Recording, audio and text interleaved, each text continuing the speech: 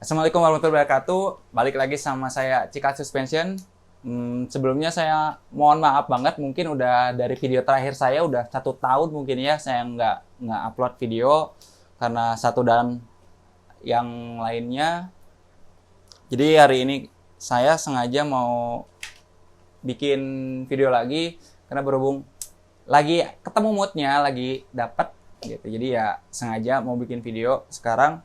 Saya dapat kepercayaan dari Mas Johan dari Kota Batam. Terima kasih banyak Mas Johan buat orderannya. Jadi di sini saya mau merubah Ohlins. Ohlinsnya bukan sembarang Ohlins, tapi ini original Ohlins tipe EA7690. Ini diperuntukkan dia requestnya untuk kompetisi road race dengan bobot pembalap 76 kilo. Jadi sebelumnya ini stok masih baru banget datang. Saya nyarinya ini kurang lebih 1 minggu karena stok di Jakarta juga kosong, jadi saya ngambil dari luar pulau cukup lama. Ini untuk Yamaha Exciter 150 atau di Indonesianya itu buat e-making. Dan berhubung Ohlins ini kalau saya lihat dari fisiknya ini udah buatan Asia, udah buatan Thailand, bukan original dari Swedia. Tapi license atau ya license-nya itu udah benar-benar Ohlins gitu. Cuma di assembling atau dibuatnya itu di Thailand. Sekarang kita bongkar dulu aja semuanya. Nanti saya taruh di meja. Nanti saya jelasin satu persatu. Oke?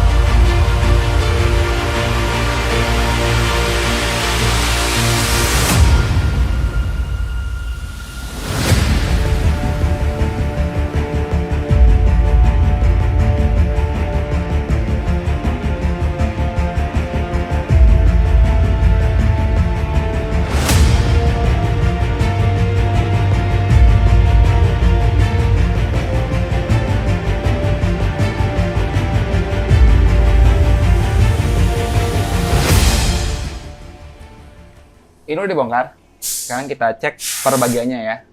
Kalau bisa dilihat, ini ada banyak SIM banget. Yang ini bagian kompresi, dan ini ribbon. Ini bawaannya Ohlins ya, belum di Republic sama kita, ditambah atau dikurangin belum. Karena ini buat pembalapnya 65 kilo, jadi mungkin saya di sini bakal nambah 1 atau 2 SIM, sedangkan yang ini untuk ribbon mungkin 3 atau 4 ya. Nggak namanya juga kayaknya kalau di Batam itu dia belum ada sirkuit permanen, jadi ya bisa dibilang buat stiff atau kakunya itu nggak kayak kaku kayak di sirkuit besar yang benar-benar butuh handling yang mantep gitu. Jadi ya kalau patah-patah mungkin ya dia kompresinya harus cepat main juga, ribbonnya juga. Jadi saya nggak ngelakuin banyak banget perubahan di SIM. Tapi yang paling beda banget dari Ohlins versi yang lainnya itu ada 2 yang saya lihat. Pertama itu dia dari as, diameter asnya. Dan kedua itu dari pistonnya. Nah untuk pistonnya itu dibanding yang sering saya bongkar kayak untuk bebek, untuk Sonic, Honda Sonic, bebek Sonic, sama yang dual shock kayak Air-King, F1, Jupiter. Dia untuk e-making atau exciter ini dia lebih besar. Untuk asnya itu kita hitung dulu. Kalau bisa dilihat ini 16 mili ya. Sedangkan pistonnya itu dia punya diameter 46. Untuk shock yang kayak Ohlins yang bebek itu biasanya yang sering saya bongkar itu dia diameter asnya itu 14 mili. Oh ini 16. Sedangkan diameter pistonnya itu 32 atau 35, saya kurang hafal. Cuman di bawah 40, di atas 30, sekitar segitu. Nah, efeknya kalau diameter as besar dan piston besar itu sama kayak kita mainin, kalau kita mainin mesin ya, kita naikin oversize piston. Semakin besar piston, otomatis kompresinya semakin besar.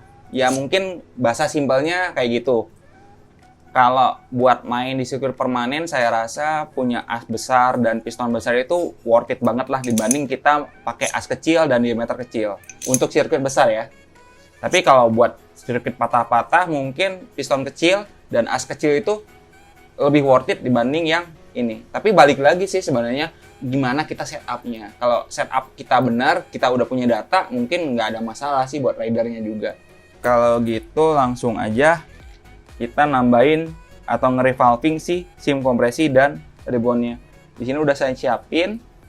Mungkin saya nambah sesuai tadi, kayaknya yang ribbonnya saya tambah 3 piece, sedangkan untuk kompresinya mungkin 2. Karena si ridernya itu nggak terlalu berat juga sih. Saya nambahin diameter 40 mili dan 36. Ini untuk kompresi ya. 40 mili itu kalau nggak salah di base layer. Saya tambah di sini sama 36 mili kalau nggak salah ini masih 39, 36. 36. Oh, berarti saya tambah di sini.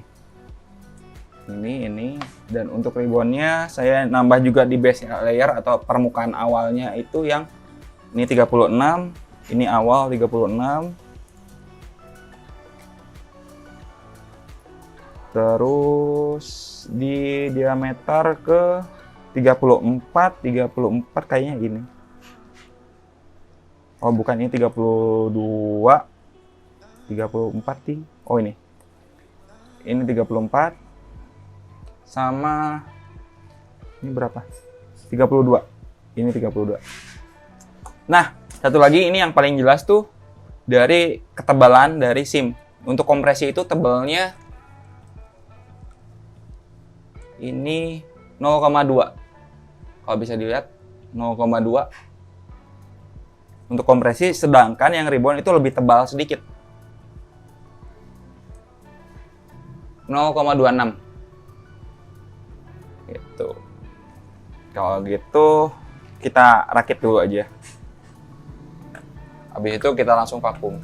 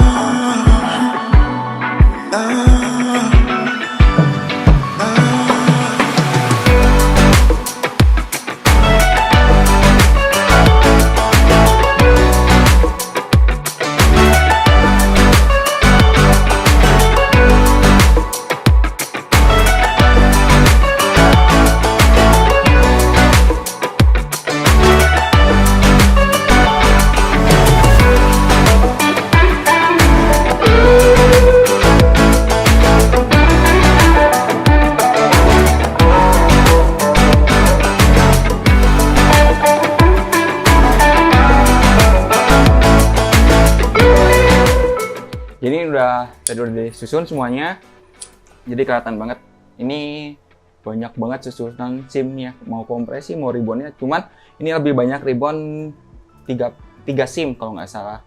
Tadi saya hitung lebih banyak ribbon 3 sim. Ini kalau bisa dilihat. Sekarang kita ngerakit yang bagian ini.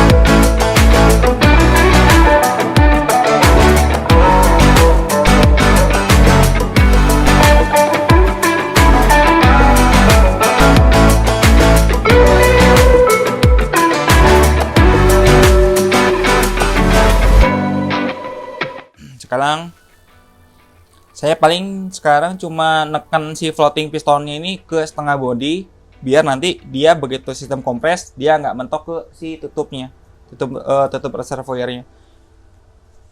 Tapi saya pompa dulu buat ngilangin sisa-sisa udaranya, ini pasti ada sedikit.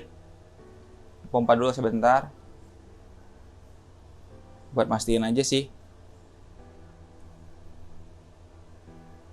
Oke, udah nggak ada. Ini kita tekan setengahnya.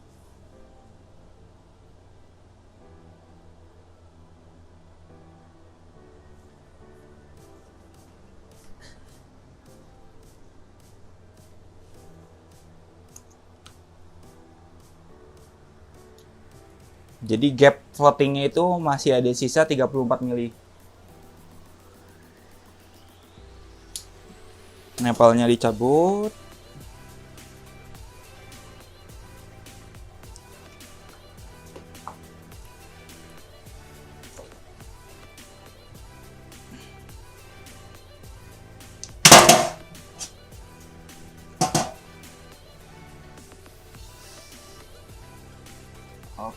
Oke, ditutup.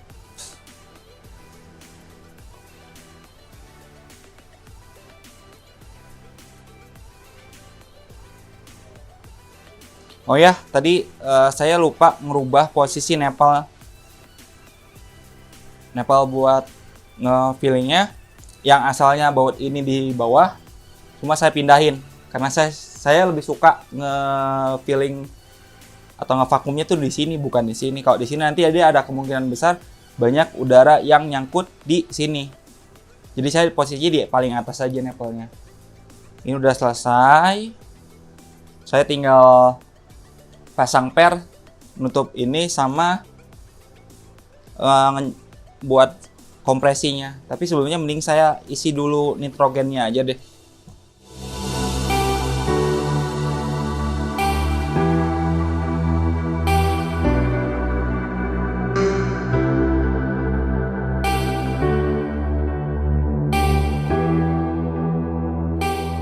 Tadi udah saya isi nitrogennya, pressure-nya saya kasih 120 PSI. Biasanya saya kalau buat harian itu 100 kalau nggak 90. Cuma karena ini berhubung untuk kompetisi, jadi saya lebihin 20 PSI.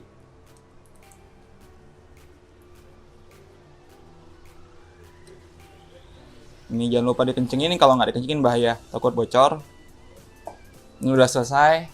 Sekarang saya tinggal dicuci dulu, terus pasang springnya, sama klik kompresi. Oke, semua prosesnya udah selesai. Kan juga udah dipasang, semua udah dipasang.